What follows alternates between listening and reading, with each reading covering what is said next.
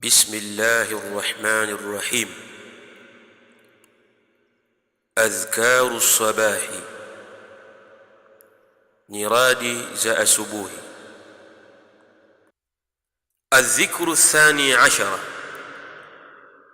uradi wa 12. Ya hayyu, ewe mwenye uhai wa kudumu. Ya qayyumu, ewe msimamizi wa kila kitu. Birahmatika astaghithu, kwa huruma zako ninaomba uokovu. Aslih li sha'ni kullahu, nitengenezee mimi mambo yangu yote.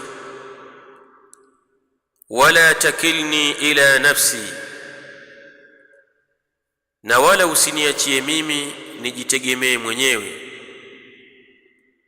Tarfata ainin abada, kwa muda wa mpepeso wa jicho milele.